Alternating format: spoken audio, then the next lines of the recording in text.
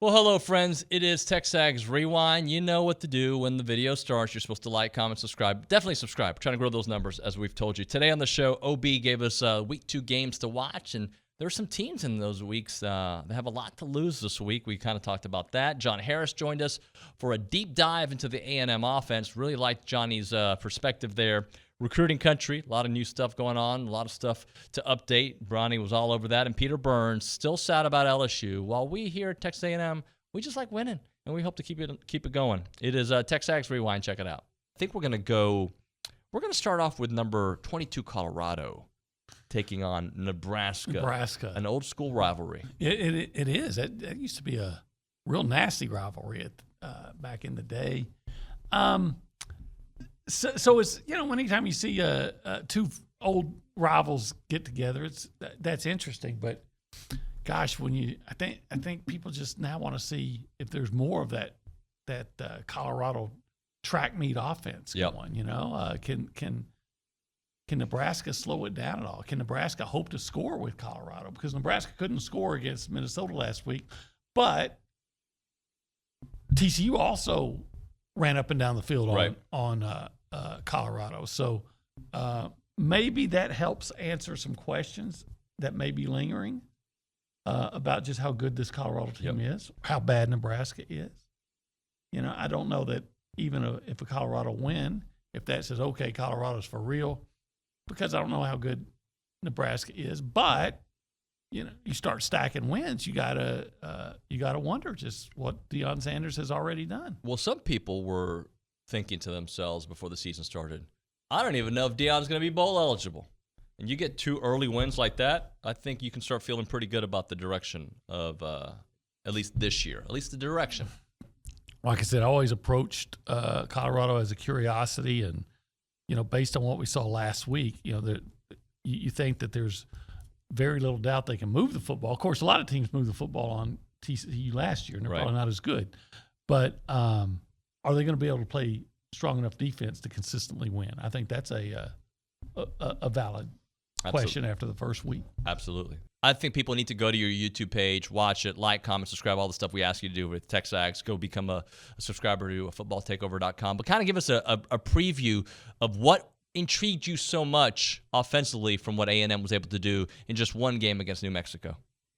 Well, I feel like there were a few things. Number one, when a new offensive coordinator takes over, especially a guy like Bobby Petrino, who we've seen before, I want to see how he takes his chopped basket. And if you know the show Chopped on Food Network, they give a chef a basket, and it's got gummy bears and beets and cod and sunflower seeds, and you got to make a meal from that. And so I kind of think about, offensive coordinators changing teams, and they look at their basket and go, okay, well, what do we got? And I always feel like Bobby Petrino aces it because he looks at it and goes, okay, well, I got Lamar Jackson. All right, well, I'm going to do this. And then I've got Ryan Mallett, so I'm going to do this. So he opens this basket, and it's like, whoa, man, I got filet mignon receivers here. And I've got, really good potatoes, Connor Wegman quarterback. So I felt like I was curious to see how he would attack and what he would do. And one of the things that really stood out to me the most was, and has been for years with Petrino, like, you have an Achilles heel. He's going to find it. And I felt like New Mexico's Achilles heel was essentially how they were trying to match up with A&M's wide receivers. That, to me, was kind of the biggest thing that stood out. Like, wait a second. You got a tight end out wide. You come out on a 3-by-1, so you got 3 wide receivers to the left and you got a receiver to the right. You're going to blitz or use some sort of pressure, and then you're going to leave a tight end and have a corner cover the tight end. Meanwhile, inside, you got Noah Thomas, and you're going to line up a safety against Noah Thomas. Well, you need to take advantage of that all day long. Well, what the room could look like, how many guys are you going to lose? Anias? Moose. Maybe.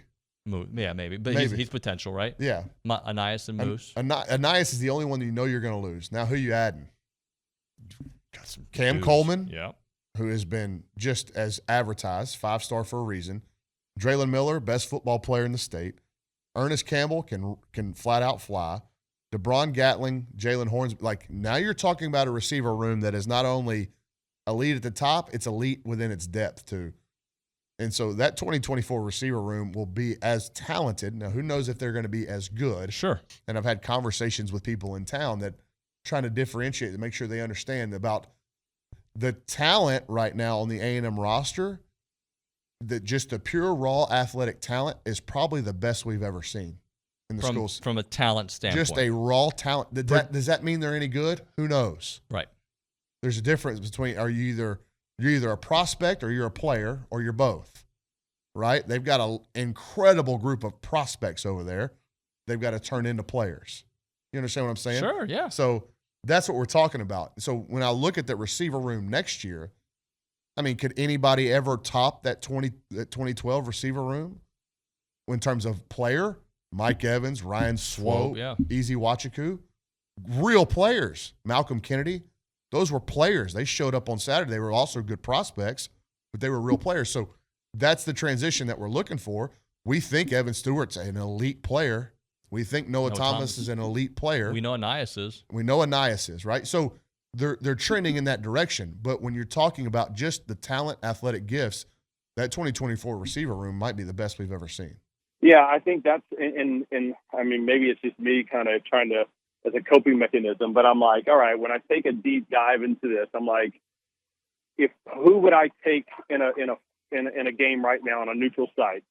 2022 LSU or 2023 LSU? Because remember, LSU looked like hell last year against Florida State in that opener. They looked really discombobulated, and ultimately they made it to Atlanta. So, yeah, I mean, you know, with me, it just pains me to give Florida State any kind of love, but they damn sure. I mean, they look like a top three, if not at least maybe the best team in the country after we've won.